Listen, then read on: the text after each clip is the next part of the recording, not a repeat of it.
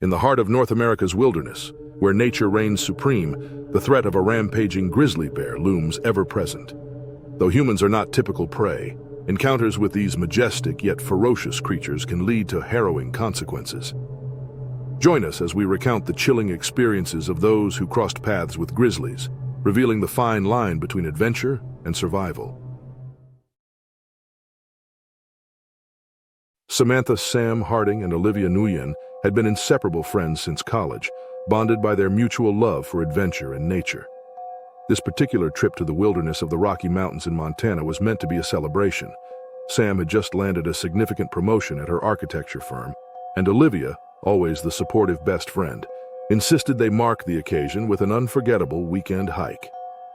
Neither had ever been to Montana's bear country, but the allure of Hidden Lake's pristine beauty and the thrill of exploring a new frontier were too tempting to pass up. They were experienced hikers, confident in their abilities, though perhaps not as prepared as they should have been for the risks this wilderness posed.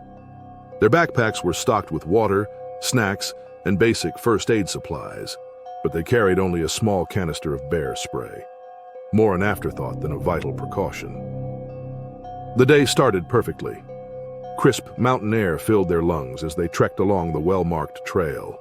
Golden rays of sunlight danced on the alpine meadows, and the occasional marmot scurried across their path.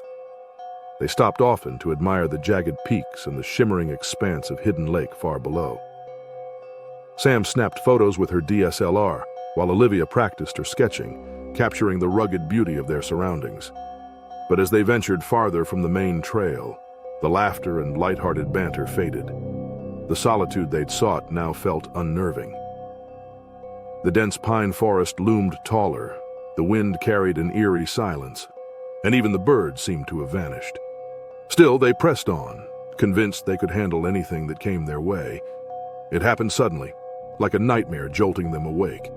They rounded a bend and stumbled upon a grizzly bear and her two cubs feeding on huckleberries. The mother bear, massive and golden brown, locked eyes with them immediately. A low, guttural growl rumbled from her chest, and the cubs scurried behind her. Sam and Olivia froze, hearts pounding. They began shouting and waving their arms as they'd read in a park safety brochure, but the grizzly stood on her hind legs, towering over them and assessing the threat. Then she charged. The sight was terrifying. 400 pounds of raw power hurtling toward them at astonishing speed. Olivia screamed, fumbling for the bear spray, but in her panic, she dropped it. Sam grabbed her arm and they bolted back down the trail, the bear closing the gap with every thunderous stride. Adrenaline surged through their bodies as they sprinted downhill, lungs burning and legs trembling. They veered off the path in desperation, crashing through underbrush and thorny shrubs. The forest opened up to reveal the edge of the alpine lake. There was nowhere else to go. Sam slipped first, her boots skidding on loose gravel. She tumbled down the bank and into the icy water, gasping as the cold bit into her skin. Olivia hesitated for a fraction of a second, looking back to see the bear charging closer, and then jumped in after her friend. The freezing water sapped their strength almost instantly, and the lake's rocky bottom made it nearly impossible to gain footing. The bear stopped at the water's edge, pacing furiously. For a moment, it seemed like they might escape. But then, driven by instinct or sheer aggression, the grizzly plunged into the lake. The sight was horrifying. Its massive paws churned the water as it swam toward them with terrifying purpose. Sam, already weak from the cold, struggled to keep her head above water. She managed to choke out a few words before the icy grip of the lake overtook her. Her body went limp, carried by the gentle current, her breaths shallow and labored. Olivia fought harder, her survival instincts kicking in. But the bear was relentless. It reached her, claws raking across her back as she tried to evade its grasp. She screamed, a sound of pure terror and pain as the bear's powerful jaws closed around her shoulder and dragged her under. The aftermath was a grim tableau of nature's indifference. The lake, so tranquil just hours before, was now a silent witness to the tragedy. Sam's lifeless body floated near the shore, her skin pale and her eyes staring blankly at the sky. Olivia was nowhere to be seen, pulled into the depths by the bear. The only sound was the gentle lapping of water against the rocks. When park rangers found the scene the following day, it was clear what had happened. Tracks and claw marks told the story of the attack, and Sam's body confirmed the brutal struggle. Divers later recovered Olivia's remains, bearing the unmistakable wounds of a grisly attack. News of the tragedy spread quickly, reigniting debates about safety in bear country. Some blamed the women for venturing unprepared into such a dangerous area, while others criticized the lack of strict park regulations or warning signs. For Sam and Olivia's families, though, these discussions were meaningless. They had lost their daughters, sisters, and friends to a cruel twist of fate. The village of Clearwater, Alaska was a small, tight-knit community nestled at the edge of the vast wilderness. Surrounded by dense forests and rugged terrain, it was a place where nature dominated, and human presence felt almost like an afterthought.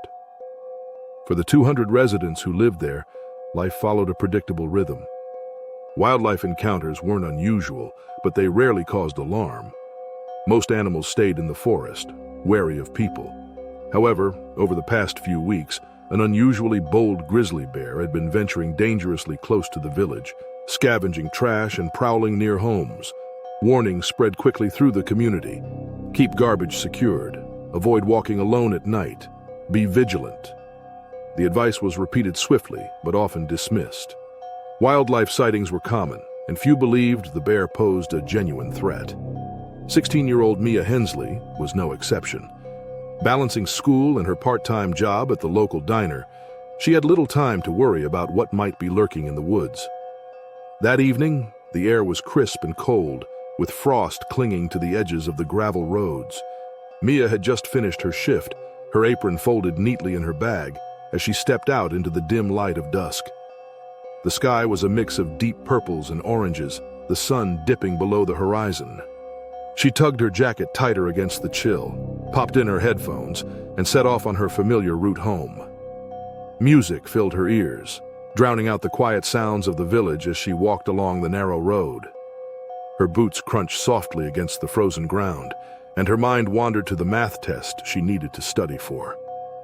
She barely noticed the faint rustle of branches behind her, or the soft thud of something heavy moving in the distance. The bear had been lingering near the village outskirts, drawn by the scent of food.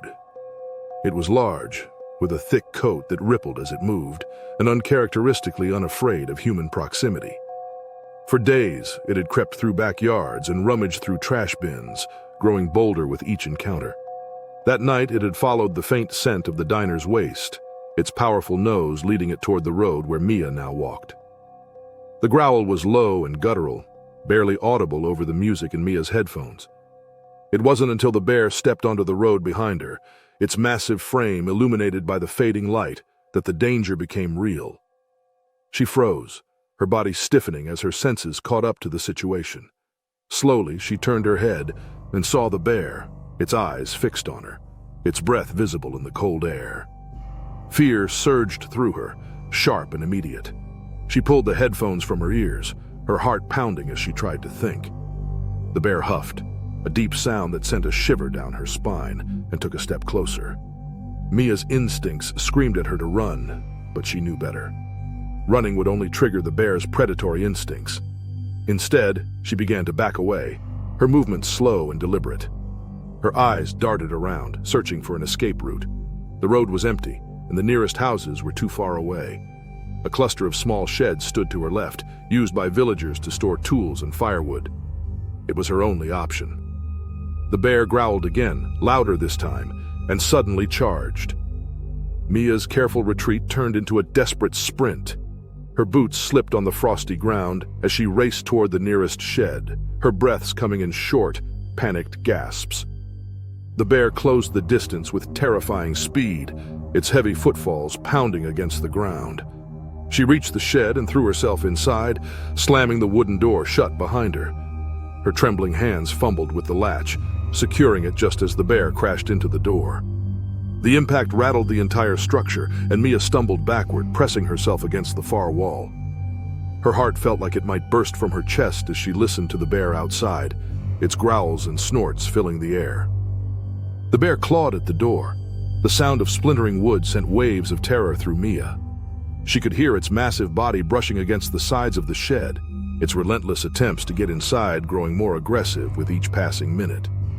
She crouched low, hugging her knees to her chest, her breath shallow and rapid. Hours seemed to stretch into an eternity. The cold seeped into the shed, biting at Mia's skin as she tried to stay as still and quiet as possible. Her phone had no signal, and her attempts to call for help went unanswered. She felt utterly alone, trapped in the darkness with the bear's presence looming just beyond the thin walls. Meanwhile, her father, Jacob Hensley, was growing increasingly anxious. Mia was never this late, and her absence was out of character. Grabbing his rifle and flashlight, he set out to search for her, alerting a few neighbors along the way. Word spread quickly, and soon a small group of villagers joined the search, their voices calling out as they scoured the roads and paths near the village. When Jacob spotted Mia's discarded headphones lying on the ground near the sheds, his heart dropped. The faint sound of growling confirmed his worst fears.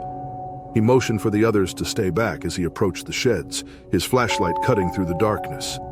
The bear, still fixated on the shed, turned its massive head toward the approaching lights. It let out a roar, its teeth bared in a display of dominance. Jacob raised his rifle, his hands steady despite the adrenaline coursing through him, and fired a warning shot into the air. The bear flinched, but didn't retreat. Jacob fired again, this time grazing the bear's shoulder. With a final roar, the grizzly lumbered off into the shadows, disappearing into the forest. Jacob rushed to the shed, his heart pounding as he unlatched the door. Inside, Mia was curled in a corner, her body trembling with a mix of cold and fear. She stumbled into her father's arms, her relief evident as he held her tightly. The villagers helped them back to their house, where Mia was wrapped in blankets and given hot tea to warm her shaking hands. Though the bear was never seen again, its presence lingered in the villagers' minds, a reminder of the thin line between safety and danger in their quiet lives. The night was calm and cold, the kind that crept into your bones no matter how many layers you wore. Carl Benson sat in his small farmhouse, a steaming cup of tea on the table before him, the faint hum of the old radio filling the room. His dog, Scout, lay at his feet, snoring softly. Life on the remote Wyoming property was quiet, solitary, and to Carl, peaceful. At 74, his days were spent tending to his modest farm, repairing fences, and ensuring his livestock was safe from predators. He was no stranger to wildlife. Black bears occasionally wandered too close, and coyotes often prowled near the hen house. He'd dealt with them all before. The first sound came as a faint thud, barely audible over the crackling of the radio. Carl paused, listening. Another thud followed, louder this time, and then the unmistakable sound of wood splintering. It was coming from the barn. Scout's ears perked up and he growled low, but he stayed put. Carl frowned. It was late, too late for much of anything but sleep. He grabbed his flashlight and coat, his movements slow and deliberate, the stiffness in his joints reminding him of his age. As he stepped outside, the cold hit him like a slap. His breath fogged the air, and the distant mountains loomed dark against the starry sky. The barn was about 50 yards from the house, its silhouette clear in the moonlight. From this distance, he could see the door hanging slightly ajar, swaying in the breeze. He muttered to himself about the wind or maybe a raccoon before shuffling toward the building. As Carl approached, he heard heavy breathing and the shuffling of something significant.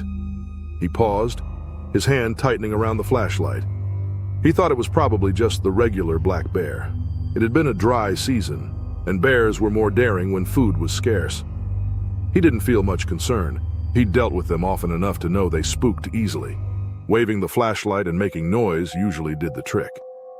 Carl pushed the barn door open slowly, the hinges groaning in protest. The beam of his flashlight cut through the darkness, sweeping over the barn's interior. Hay was scattered everywhere. Several feed sacks were ripped open, their contents spilled across the floor. And then he saw it. The animal stood near the back wall, its massive frame heaving as it turned to face him. This was no black bear. The grizzly's fur glistened under the flashlight, its eyes reflecting the light like two burning coals. It had been cornered, and its sheer size was paralyzing. Carl's breath hitched as he took an involuntary step back. The bear huffed a low, guttural sound that reverberated through the barn. Its claws scraped against the wood, leaving deep gouges. For a moment, there was only silence. Carl's mind raced as he tried to recall everything he knew about grizzlies. Back away slowly. Avoid sudden movements. Don't turn your back. But the bear wasn't waiting for him to figure things out. It roared, a loud, primal sound that rattled the walls, and charged. The sight of the grizzly in motion was terrifying. Carl barely had time to react, stumbling backward as the bear closed the distance. He instinctively swung the flashlight, the beam bouncing wildly as it hit the animal's shoulder. The bear swiped at him, its massive paw grazing his arm and sending him sprawling to the ground. Pain shot through his shoulder as he scrambled to his feet, adrenaline the only thing keeping him moving. The barn door was his only chance. Carl bolted for it, his boots slipping on the hay-strewn floor. The grizzly was close behind, its heavy footsteps echoing like thunder.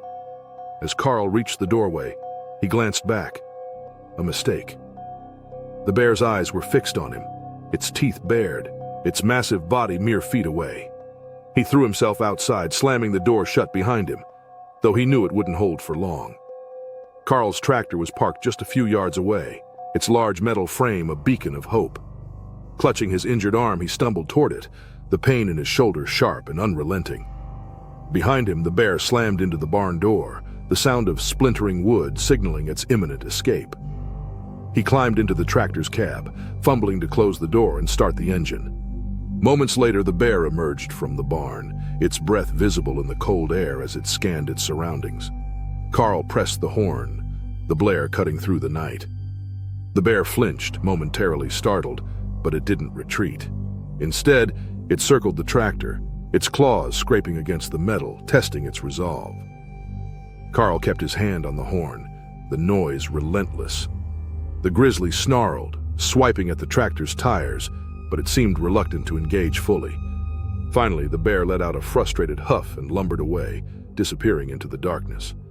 Carl waited, his breathing ragged, his body trembling from the cold and the adrenaline crash. When he was sure the bear was gone, he crawled out of the tractor, his legs barely holding him up. The walk back to the house was agonizing. Each step was a battle against the pain in his arm and the exhaustion weighing him down. He reached the porch and collapsed onto the steps, too weak to make it inside. The following day, his neighbors found him there, slumped and shivering, but alive. They had come to check on him after noticing the horn and barn's damage. Carl was rushed to the nearest clinic, where they treated his wounds and marveled at his survival. Word spread quickly through the community, and Carl's encounter became both a cautionary tale and a testament to his resilience. In the days that followed, wildlife officials set traps in the area, hoping to capture and relocate the grizzly.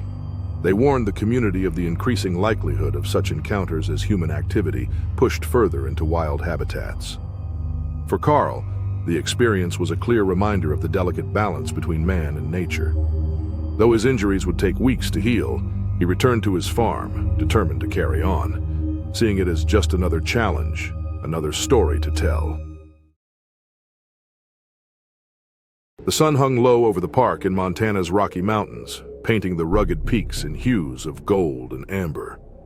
Nolan Hayes, a veteran park ranger with 30 years of experience, adjusted the strap of his pack as he moved through the forest. He knew these trails as intimately as his own home, every bend and clearing etched into his memory. Today's patrol had been uneventful, just as he preferred, but the radio crackling on his belt warned him that peace wouldn't last. A report of a grizzly sighting near a popular campsite had come in. It wasn't uncommon for bears to wander too close to human activity during the waning summer months when food sources grew scarce.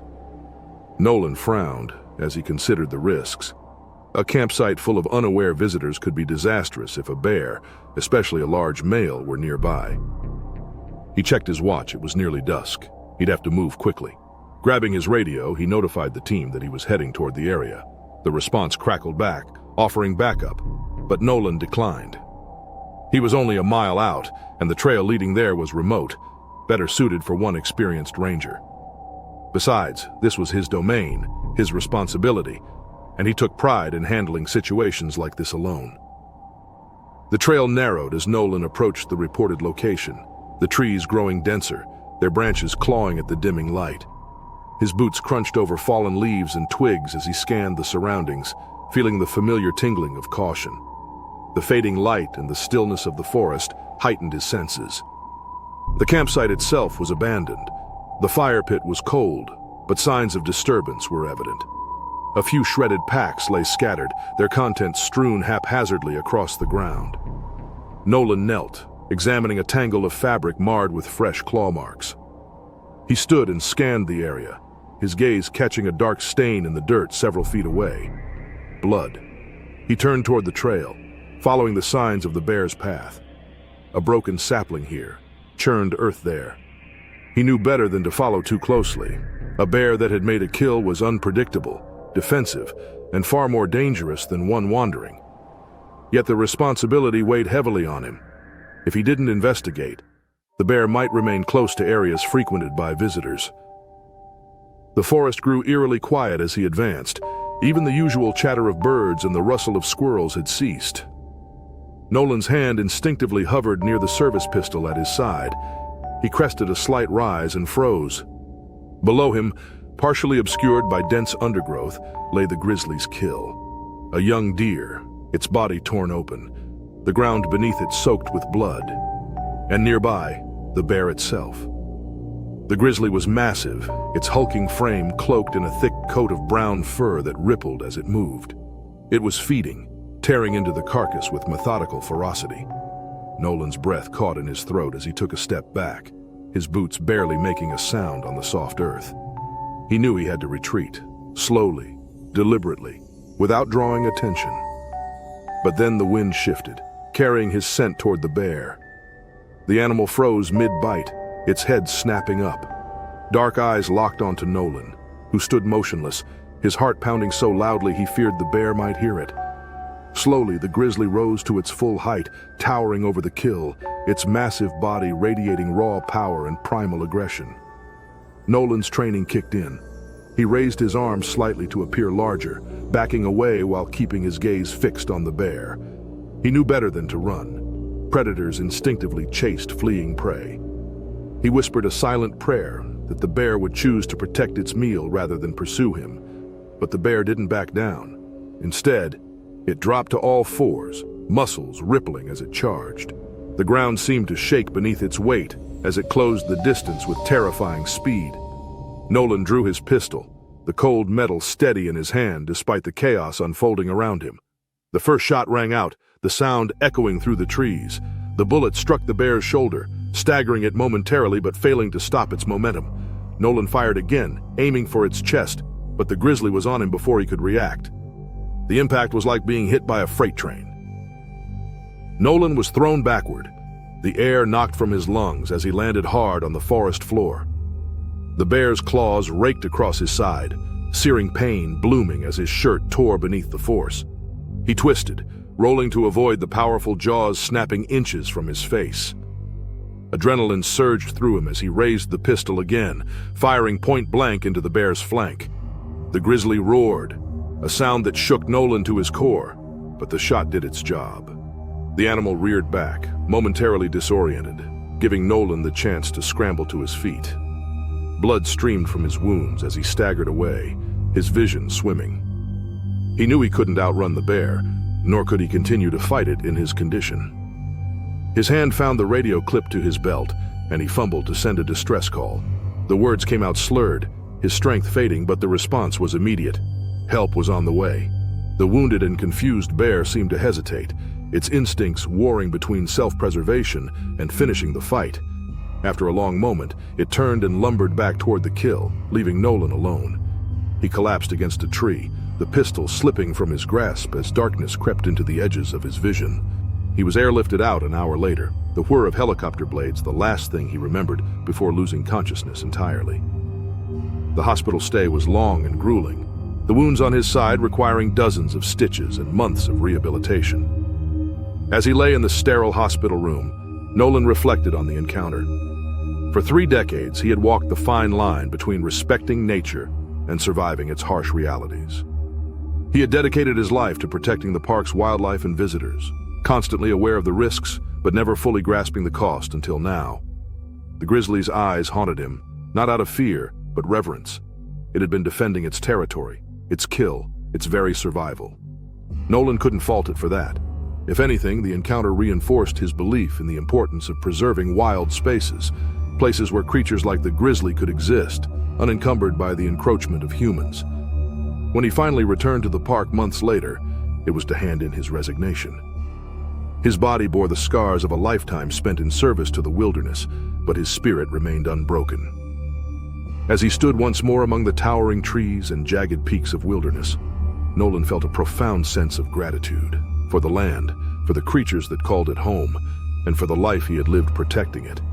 It was his last patrol, but the lessons would stay with him forever. The Yukon wilderness stretched vast and unyielding, its raw beauty a patchwork of towering conifers, glacial rivers, and rugged hills. Hannah and Greg Powell trudged through the damp undergrowth, their boots crunching over leaves and twigs, their packs laden with supplies. This trip was supposed to be a reset, a desperate attempt to mend the fractures in their marriage. They had chosen the wilderness for its isolation, believing that nature's simplicity might help them rediscover each other.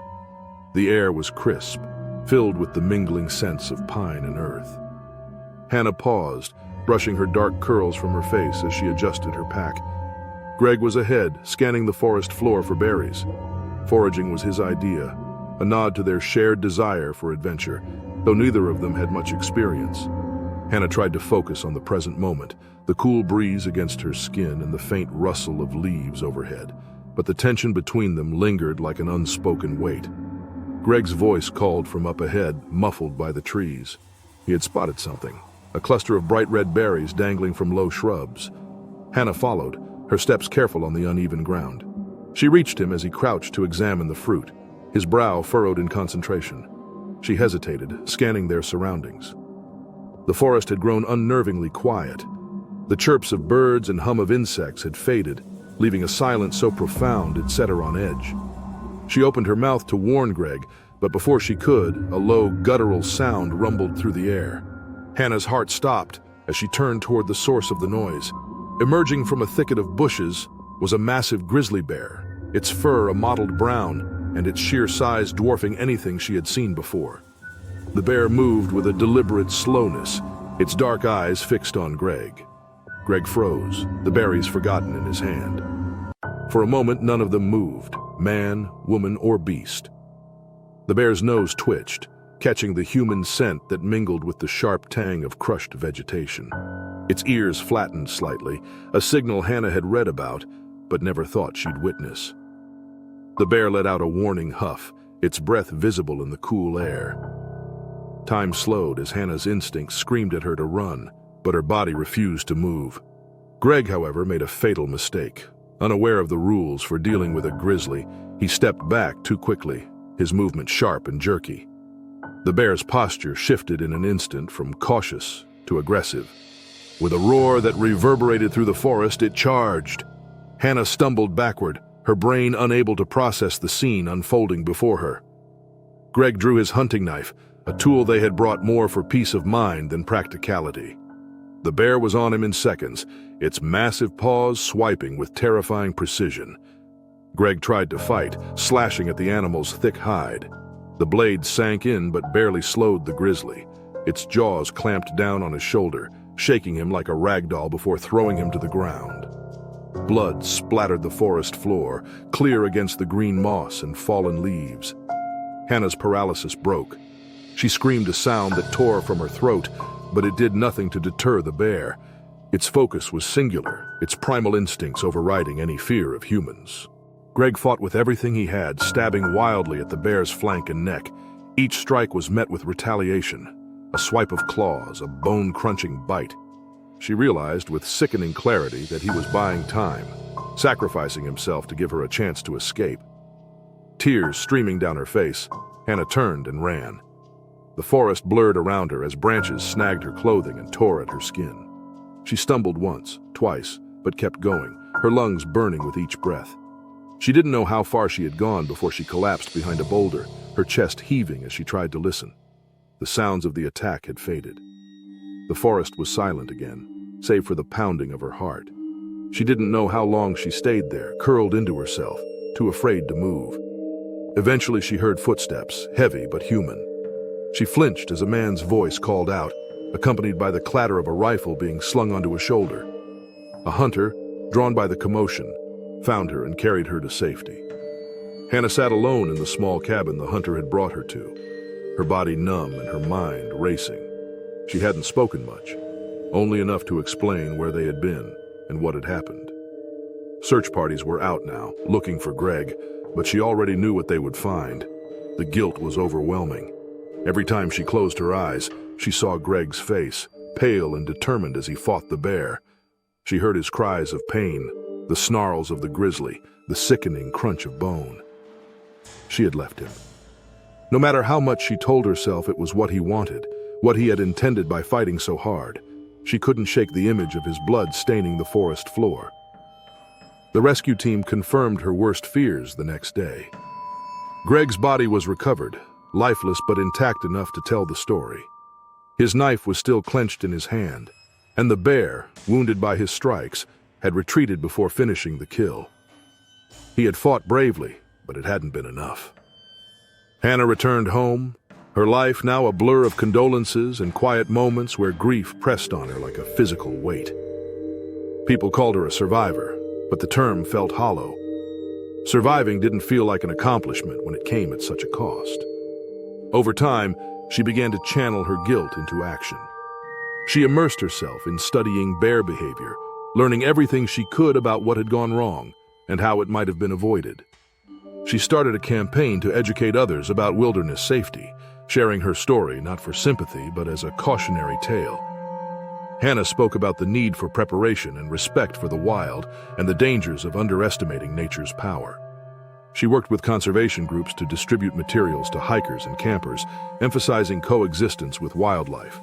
It became her way of honoring Greg and ensuring his death wasn't in vain. But the scars, both physical and emotional, never fully healed. On quiet nights, when the world was still, she would find herself back in the forest, the roar of the bear echoing in her mind, the weight of her decision to run heavy on her chest. Hannah knew she could never undo what had happened, but she could try to make peace with it. Her survival came with a responsibility, a duty to ensure others learned from her tragedy. And so, she carried on, her grief a constant companion, but her resolve unshaken. The dark silhouette of the Canadian Rockies loomed against a star-studded sky as the four friends huddled in their hastily pitched tent. The air was crisp, carrying the earthy scent of pine and damp soil. It was their first camping trip in the vast wilderness of the Canadian Rockies, a spontaneous adventure fueled by youthful bravado and a casual disregard for wilderness safety. The group, Ash Patel, Sarah Fields, Daniel Brooks, and Maya Huang, had little experience with the outdoors, and even less understanding of the risks lurking beyond the flickering beam of their campfire. The night deepened, and the forest grew quiet, save for the occasional rustle of leaves and the distant call of an owl. The friends had packed the bare essentials, but their campsite betrayed their naivety. Food scraps were left unsealed, and their tent, flimsy and poorly anchored, sat too close to the forest's edge. Ash, the most energetic of the group, had convinced the others to come along, citing the thrill of a weekend escape from their studies. Now, as he lay awake, staring at the shadowy curves of the tent above him, a vague unease settled in his chest. He brushed it aside, blaming the eerie silence of the woods. The first sign of trouble came just past midnight, a soft, deliberate crunch of footsteps on dried leaves. It was faint, almost invisible, but enough to snap Ash to full alertness. He strained his ears, his heartbeat quickening. The sound came again, closer this time. Then came the snort, a low, guttural exhale that froze his blood. The realization hit him like a slap. A bear was outside their tent. Ash held his breath, panic rising like a tide. He could feel the tension from his friends, who were now wide awake and perfectly still. The tent's thin fabric did nothing to shield them from the menace outside. Another snort, followed by the unmistakable scrape of claws on the earth, sent adrenaline surging through his veins. A massive, lumbering shadow moved across the tent. The bear was circling them, drawn by the scent of their poorly secured food. It huffed again, the sound vibrating through the air, a mix of curiosity and warning. Suddenly, someone moved, a shift too abrupt in the tent's confined space. The bear growled a deep, resonant sound that shook Ash to his core. Chaos erupted as the friends bolted, abandoning the tent in blind panic. The group scattered, their flashlights bobbing wildly as they fled in different directions. Ash tripped almost immediately, his foot catching on an exposed root. He hit the ground hard, the impact driving the air from his lungs. Behind him, the bear roared. Ash scrambled to his feet, but he wasn't fast enough. The bear was on him in seconds, its massive weight pinning him to the ground. The stench of its matted fur filled his nostrils, and he could feel the sharpness of its claws through his jacket. He twisted, struggling desperately, but the animal's strength was overwhelming. Time seemed to stretch and distort. Ash braced himself, expecting the worst, when a new sound cut through the night. A thunderous roar, louder and more ferocious than the first. A second bear emerged from the shadows, its hulking form unmistakable under the pale moonlight. This one was even larger, its shoulders rippling with muscle, and its eyes glowing with an intensity that froze the first bear in its tracks. The scene shifted in an instant. The newcomer charged, its movements explosive and deliberate. The first bear released Ash and turned to face the threat, emitting a defensive snarl. The two animals clashed, their roars echoing through the forest as they grappled with each other. Ash could only watch, paralyzed by shock and pain, as the larger bear overpowered its rival. The fight was brutal but brief, a flurry of claws and teeth that ended with the smaller bear retreating into the darkness. The larger bear stood its ground, breathing heavily, before it too disappeared into the forest, leaving Ash trembling on the forest floor, his body numb and his mind reeling from the close call. It took several minutes before Ash managed to move. His hands were shaking as he pressed them to his chest, checking for injuries. Miraculously, he was alive, though his shoulder throbbed where the bear had pinned him. His clothes were torn and his body ached, but the realization that he had survived sent a rush of relief through him. The forest felt unnaturally quiet now, as though holding its breath in the aftermath of the encounter. Ash slowly sat up, wincing at the pain in his ribs. He needed to find the others. Ash stumbled through the undergrowth, calling out for his friends. His voice was hoarse, his throat raw from the cold air. It wasn't long before he spotted Maya and Daniel perched high in a tree, their faces pale and their expressions haunted. Sarah was found a short distance away, crouched behind a boulder, clutching a flashlight with a white-knuckled grip. Reunited, the group made their way back to the campsite in stunned silence. The tent was a wreck, its fabric shredded and its contents scattered. Ash could still see claw marks in the dirt, a grim reminder of how close they had come to disaster. The following day, they reported the incident to park authorities. The ranger listened carefully, nodding as they described the attack and the unexpected intervention of the second bear. He explained that such encounters, while rare, were not unheard of. The enormous bear had likely been protecting its territory, seeing the first bear as a rival rather than a threat to the humans. The ranger's words offered little comfort. The friends had come face to face with nature's raw, unpredictable power, and the experience left them shaken. They spent the rest of the day packing up their gear and making their way back to civilization, their earlier excitement replaced by a solemn determination never to take the wilderness lightly again. In the weeks that followed, Ash replayed the events in his mind, the memory of the bear's weight and the sight of its sharp claws etched into his thoughts. The experience changed him, sparking a newfound respect for the wild. He spent hours researching bear behavior and safety measures, sharing his findings with his friends. The group vowed to approach the outdoors with greater caution in the future.